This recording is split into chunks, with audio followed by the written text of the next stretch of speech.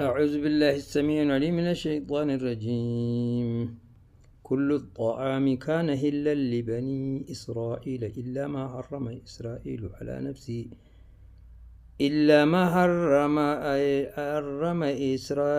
على نفسه من قبل أن تنزل التوراة. قل فأتوا بالتوراة فاتلوها إن كنتم صادقين. فمن افترى على الله الكذب من بعد ذلك فأولئك هم الظالمون. قل صدق الله فاتبعوا ملة إبراهيم حنيفا وما كان من المشركين. إن أول بيت وضع للناس للذي ببكة مباركا وهدى للعالمين فيه آيات بينات مقام إبراهيم ومن دخله كان آمنا ولله على الناس حج البيت من استطاع إليه سبيلا ومن كفر فإن الله غني عن العالمين. قل يا أهل الكتاب لم تكفرون بآيات الله والله شهيد على ما تعملون. قل يا أهل الكتاب لم تصدون عن سبيل الله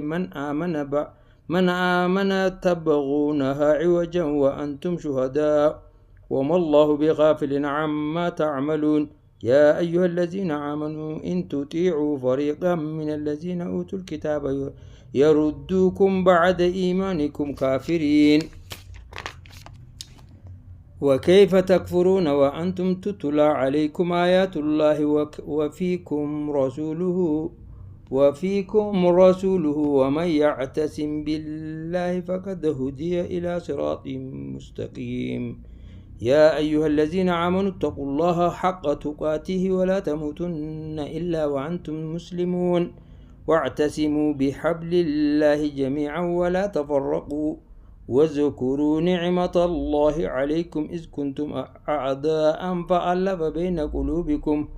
فألف بين قلوبكم فأصبحتم بنعمته إخوانا وكنتم على شفا حفرة من النار فأنقذكم منها. كذلك يبين الله لكم آياته لعلكم تهتدون. ولتكن منكم أمة يدعون إلى الخير ويأمرون بالمعروف وينهون عن المنكر وأولئك هم المفلحون. ولا تكونوا كالذين تفرقوا واختلفوا من بعد ما جاءهم البينات وأولئك لهم عذاب عظيم. يوم تبيض وجوه وتسود وجوه فأما الذين سودت وجوههم أكفرتم بعد إيمانكم فذوقوا العذاب بما كنتم تكفرون. أما الذين بيضت وجوههم ففي رحمة الله هم فيها خالدون. تلك آيات الله نتلوها عليك بالحق وما الله يريد ظلما للعالمين. ولله ما في السماوات وما في الأرض وإلى الله ترجع الأمور. كنتم خير أمة أخرجت للناس تأمرون بالمعروف وتنهون عن المنكر ويؤمنون بالله. ولو آمن أهل الكتاب لكان خيرا لهم منهم المؤمنون وأكثرهم الفاسقون. لن يضروكم إلا أذى وإن يقاتلوكم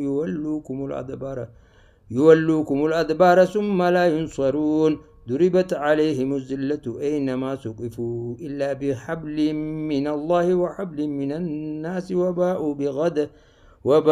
بغضب من الله وضربت عليهم المسكنة. ذلك بأنهم كانوا يكفرون بآيات الله ويقتلون الأنبياء بغير حق.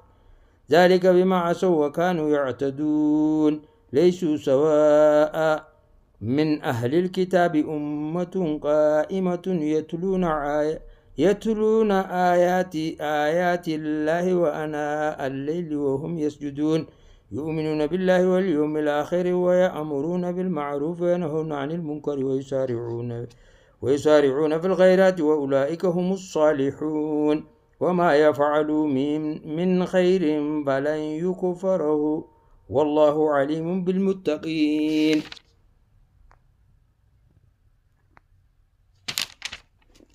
إن الذين كفروا لن تغني عنهم أموالهم ولا أولادهم من الله شيئا وأولئك أصحاب النار هم فيها خالدون مثل ما ينفقون في هذه الحياة الدنيا وكمثل ريح فيها سر أصابت حرث قوم ظلموا أنفسهم فأهلكته وما ظلمهم الله ولكن أنفسهم يظلمون مثل ما ينفقون في هذه الحياة الدنيا كمثل ريح فيها سر أصابت حرث قوم ظلموا أنفسهم فأهلكته وما ظلمهم الله ولكن أنفسهم يظلمون يا أيها الذين آمنوا لا تتخذوا بطانة من دونكم لا يألونكم خبالا ودوا ما عنتم قد بدت البغضاء من أفواههم وما تخفي صدورهم أكبر قد بينا لكم الآيات إن كنتم تعقلون ها أنتم أولئك تحبونهم ولا يحبونكم وتؤمنون بالكتاب كله وإذا لقوكم قالوا آمنا وإذا خلوا عدوا عليكم الأنامل من الغيظ قل موتوا بغيظكم إن الله عليم بذات الصدور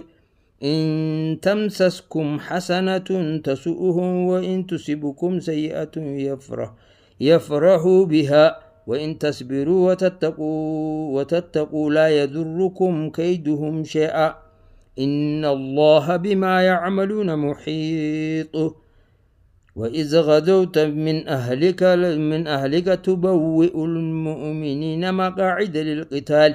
والله سميع عليم إذ هم الطائفتان منكم أن تفشلا والله وليهما وعلى الله فليتوكل المؤمنون ولقد نصركم الله ببدر وأنتم أذلة فاتقوا الله لعلكم تشكرون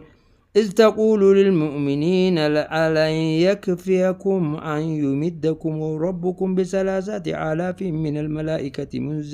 منزلين بلى إن تصبروا وتتقوا ويأتوكم من فورهم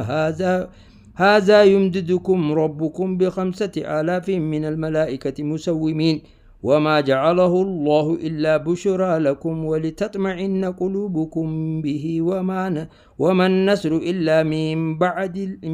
عند الله العزيز الحكيم ليقطع طرفا من الذين كفروا أو يكبتهم فينقلبوا خائبين ليس لك من الأمر شيء أو يتوب عليهم أو يعذبهم فإنهم ظالمون ولله ما في السماوات وما في الأرض يغفر لمن يشاء ويعذب من يشاء والله غفور رحيم يا أيها الذين آمنوا لا تأكلوا الربا أضعافا مضاعفة واتقوا الله لعلكم تفلحون واتقوا النار التي أعدت للكافرين وأطيعوا الله والرسول لعلكم ترحمون وسارعوا إلى مغفرة من ربكم وجنة أرضها السماوات والأرض أعدت للمتقين الذين ينفقون في السراء والضراء والكاظمين الغيظ والعافين عن الناس والله يحب المحسنين والذين إذا فعلوا فاحشة أو ظلموا أنفسهم ذكروا الله فاستغفروا لذنوبهم ومن يغفر الذنوب إلا الله ولم يصروا على ما فعلوا وهم يعلمون أولئك جزاؤهم مغفرة من ربهم وجنات تجري من تحتها الأنهار خالدين فيها ونعم أجر العاملين قد خلت من قبلكم سنن فسيروا في الأرض فانظروا كيف كان عاقبة المكذبين هذا بيان للناس وهدى وموعظة للمتقين ولا تهنوا ولا تحزنوا وأنتم الأعلون إن كنتم مؤمنين إن يمسسكم قرح فقد مس القوم قرح مثله مثله وتلك الأيام نداولها بين الناس ولا يعلم الله الذين آمنوا ويتخذ منكم شهداء والله لا يحب الظالمين وليمحص الله الذين آمنوا ويمحق الكافرين أم حسبتم أن تدخلوا الجنة ولما يعلم الله الذين جاهدوا منكم ويعلم الصابرين ولقد كنتم تمنون الموت من قبل أن تلقوه فقد رأيتموه وأنتم تنظرون وما محمد إلا رسول قد خلت من قبله الرسل أفإن مات أنتم أو قتل انقلبتم على عقابكم ومن ينقلب على عقبيه فلن يضر الله شيئا وسيجزي الله الشاكرين وما كان لنفس أن تموت إلا بإذن الله كتابا مؤجلا ومن يرد ثواب الدنيا نؤتيه منها ومن يرد ثواب الآخرة نؤتيه منها وسنجزي الشاكرين وكأي من نبي قاتل معه الربيون كثير فما وهنوا لما أصابهم في سبيل الله وما صنعوا وما استكانوا والله يحب الصابرين وما كان لهم إلا أن قالوا ربنا اغفر لنا ذنوبنا وإسرافنا في أمرنا وثبت أقدامنا وانصرنا على القوم الكافرين فآتاهم الله ثواب الدنيا وحسن ثواب الآخرة والله يحب المحسنين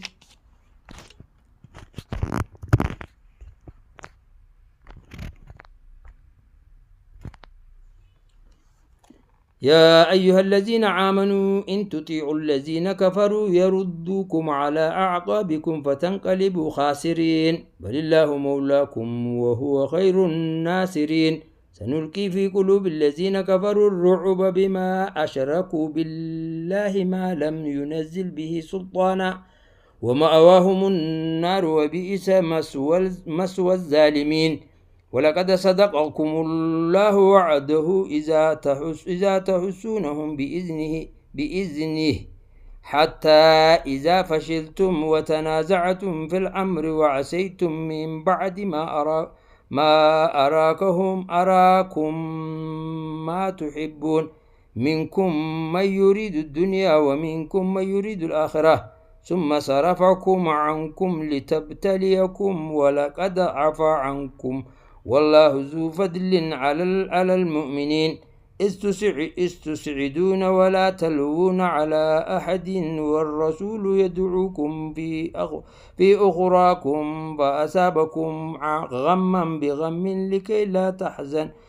لا تحزنوا على ما فاتكم ولا ما أصابكم والله خبير بما تعملون ثم أنزل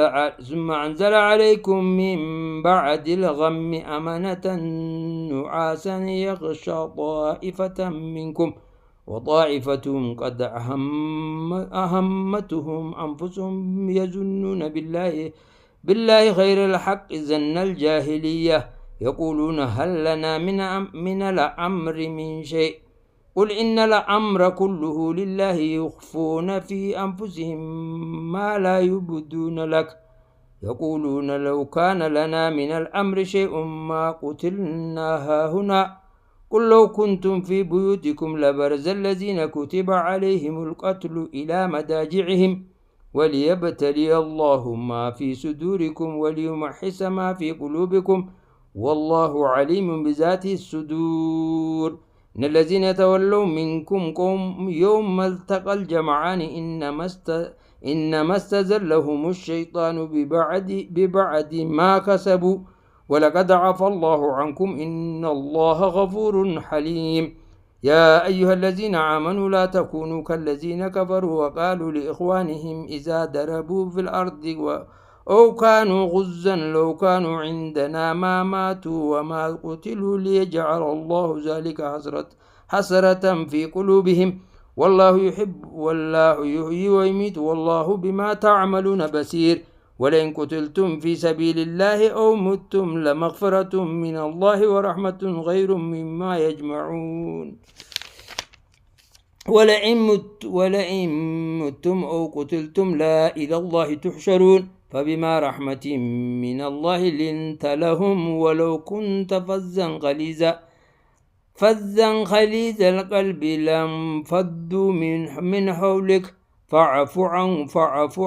عنهم واستغفر لهم وشاورهم في الأمر فإذا عزمت فتوكل على الله إن الله يحب المتوكلين. إن ينصركم الله فلا غالب لكم وإن يخذلكم فمن ذا الذي ينصركم من بعده وعلى الله فليتوكل المؤمنون. وما كان لنبي أن يغل ومن يغل يأتي بما غل يوم القيامة ثم توفى كل نفس ما كسبت وهم لا يظلمون. أفمن اتبع رضوان الله كمن باء بسخط من الله ومأواهم جهنم وبئس المصير. هم درجات عند الله والله بصير بما يعملون. لقد من الله على المؤمنين إذ بعث فيهم رسولا من أنفسهم يتلو عليهم آياته ويزكيهم ويعلمهم الكتاب والحكمة وإن كانوا من قبل لفي دلال مبين. أولما أصابتكم مصيبة قد أصبتم مثلها قلتم أن هذا قل هو من عند أنفسكم إن الله على كل شيء قدير. وما أصابكم يوم التقى الجمعان فبإذن الله وليعلم الذين نافقوا وقيل لهم تعالوا قاتلوا في سبيل الله أو ادفعوا قالوا لو نعلم قتالا لاتبعناكم هم للكفر يومئذ أقرب منهم للإيمان يقولون بأنفسهم ما ليس في قلوبهم والله أعلم بما يكتمون. الذين قالوا لإخوانهم وقعدوا لو أطاعونا ما قتلوا قل فادرءوا عن أنفسكم الموت إن كنتم صادقين. ولا تحسبن الذين قتلوا في سبيل الله أمواتا بل أحياء عند ربهم يرزقون فرحين بما آتاهم الله من فضله ويستبشرون بالذين لم يلحقوا بهم من خلفهم ألا خوف عليهم ولا هم يحزنون. يستبشرون بنعمة من الله وفضل وأن الله لا يضيع أجر المؤمنين. الذين استجابوا لله والرسول من بعد ما أصابهم القرح للذين أحسنوا منهم واتقوا أجر عظيم. الذين قال لهم النار إن الناس قد جمعوا لكم فاخشوهم فزادهم إيمانا وقالوا حسبنا الله ونعم الوكيل.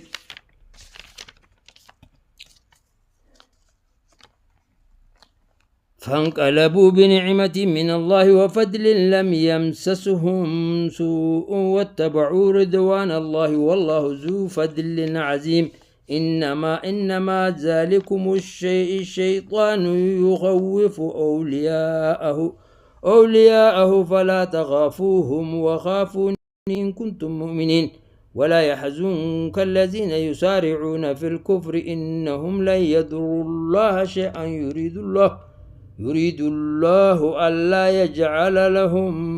حظا في الآخرة ولهم عذاب عظيم. إن الذين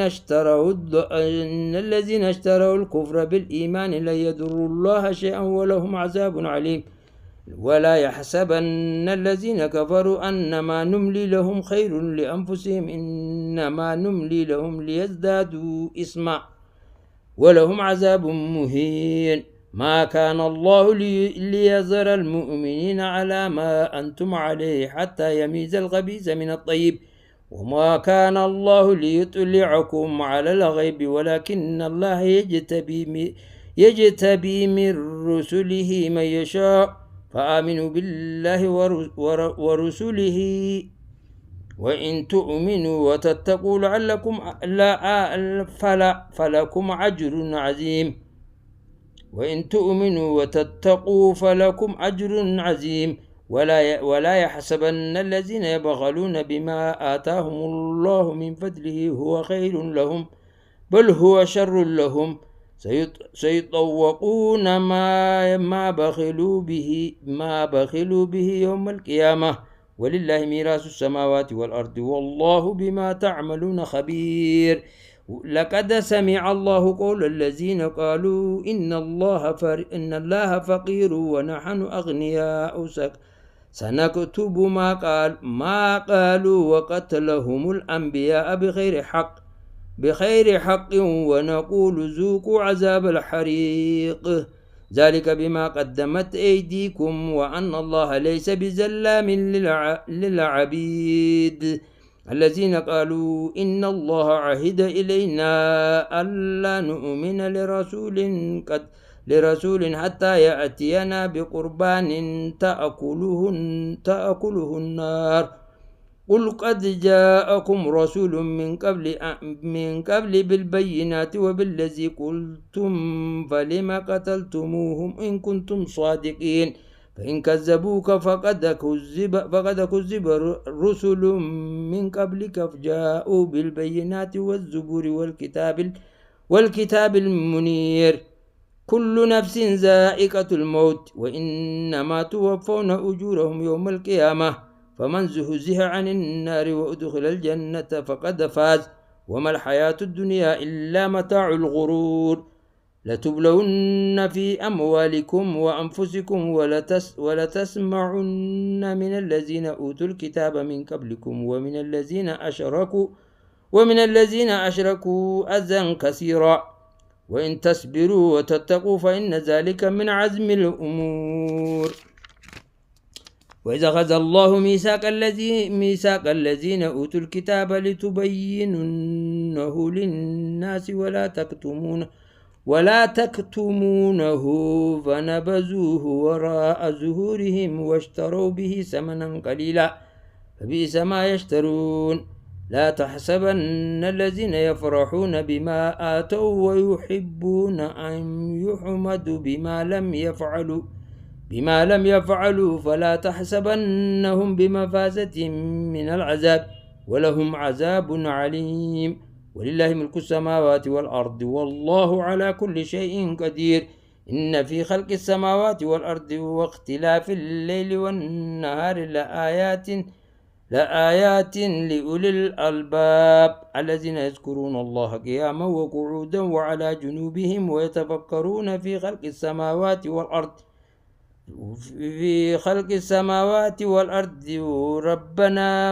ربنا ما خلقت هذا باطلا سبحانك فقنا عذاب النار ربنا إنك من تدخل النار فقد أغزيته وما للظالمين من أنصار ربنا إننا سمعنا مناديا ينادي للإيمان أن آمنوا بربكم فآمنا ربنا فاغفر لنا ذنوبنا وكفر عنا سيئاتنا وتوفنا مع الأبرار ربنا وآتنا ما وعدتنا على رسلك ولا تخزنا يوم القيامة إنك لا تخلف الميعاد فاستجاب لهم ربهم أني لا أضيع عمل عامل منكم من ذكر أو أنثى بعدكم من بعد والذين هاجروا وأخرجوا من ديارهم وأوذوا في سبيلي وقاتلوا وقتلوا لأكفرن عنهم سيئاتهم ولأدخلنهم جنات تجري من تحتها الأنهار ثوابا من عند الله والله عنده حسن الثواب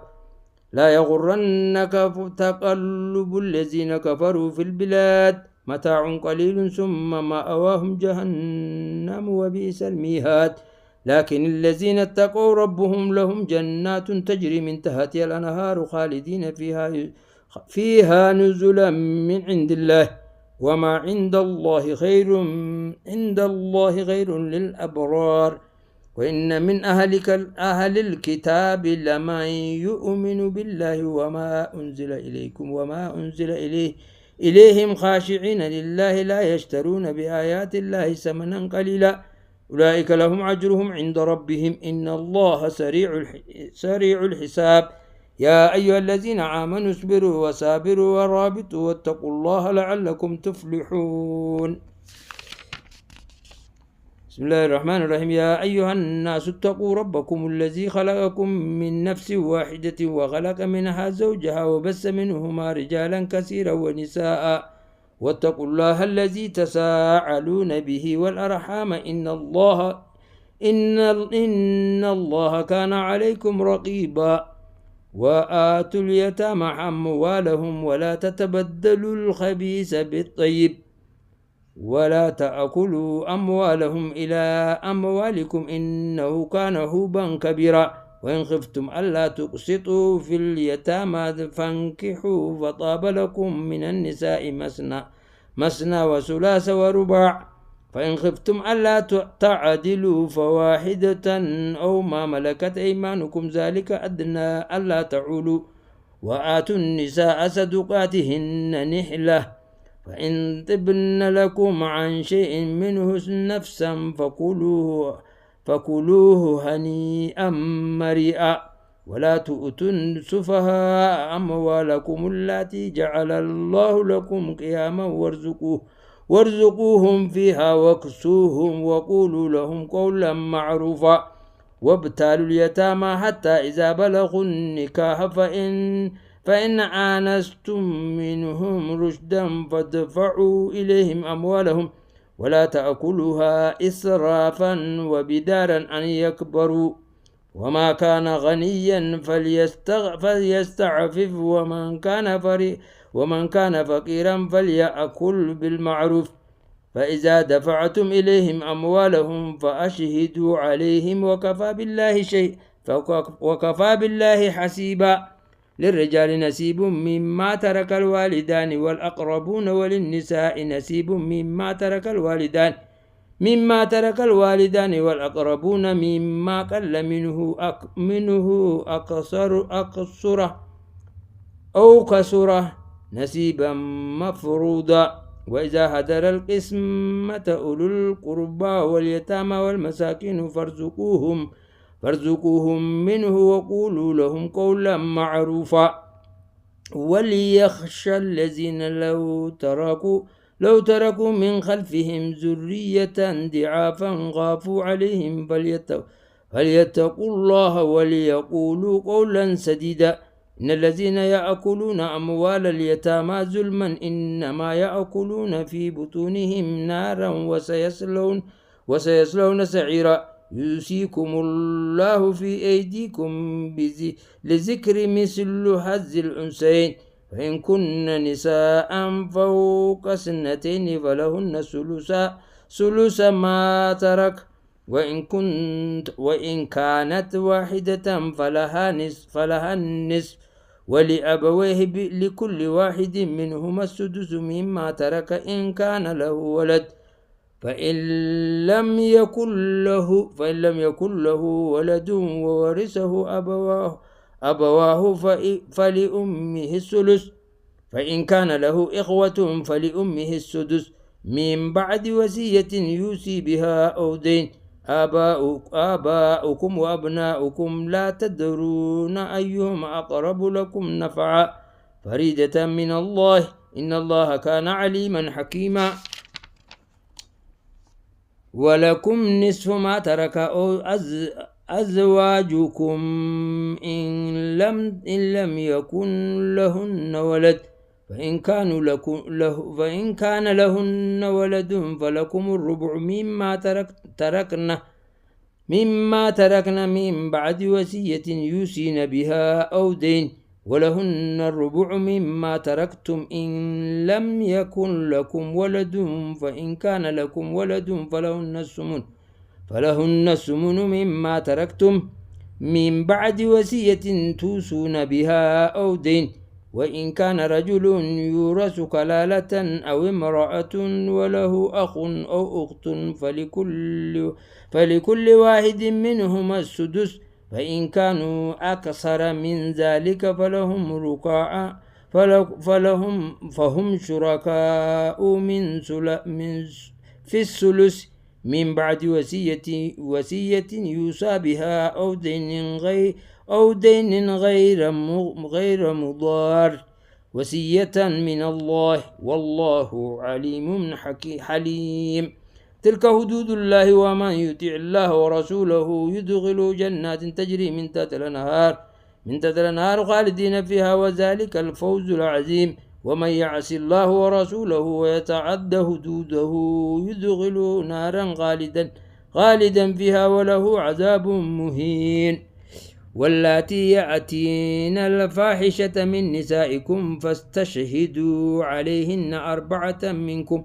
فإن شهدوا فأمسكوهن في البيوت حتى يتوفاهن الموت أو يجعل الله لهن سبيلا. واللذان يأتيانها منكم فآذوهما، فإن تابا وأصلحا فأعرضوا عنهما، إن الله كان توابا رحيما. إنما التوبة على الله للذين يعملون السوء بجهالة ثم يتوبون من قريب فأولئك يتوب الله عليهم، وكان الله عليما حكيما. وليست التوبة للذين يعملون السيئات حتى إذا حضر أحدهم الموت قال إني تبت الآن، ولا الذين يموتون وهم كفار أولئك اعتدنا لهم عذابا عليم. يا أيها الذين آمنوا لا يهل لكم أن ترثوا النساء كرها، ولا تعدلوهن لتذهبوا ببعد ما آتيتموهن، إلا أن يأتين بفاحشة مبينة، وعاشروهن بالمعروف، فإن كرهتموهن فعسى أن تكرهوا شيئا ويجعل الله فيه خيرا كثيرا. وإن أردتم استبدال زوج مكان زوج وآتيتم إحداهن قنطارا فلا تأخذوا منه شيئا، أتأخذونه بهتانا وإثما مبينا، وكيف تأخذونه وقد أفضى بعضكم إلى بعض وأخذنا منكم ميثاقا غليظا. ولا تنكحوا ما نكح آباؤكم من النساء إلا ما قد سلف، إنه كان فاحشة ومقتا وساء سبيلا. حرمت عليكم أمهاتكم وبناتكم وأخواتكم وعماتكم وخالاتكم وبنات الأخ وبنات الأخت وأمهاتكم اللاتي أرضعنكم وأخواتكم من الرضاعة وأمهات نسائكم وربائبكم اللاتي في هجوركم من نسائكم اللاتي دخلتم بهن، فإن لم تكونوا دخلتم بهن فلا جناح عليكم، وحلائل أبنائكم الذين من أصلابكم وأن تجمعوا بين الأختين إلا ما قد سلف، إن الله كان غفورا رحيما. صدق الله العظيم وبلغ بالنبي الكريم.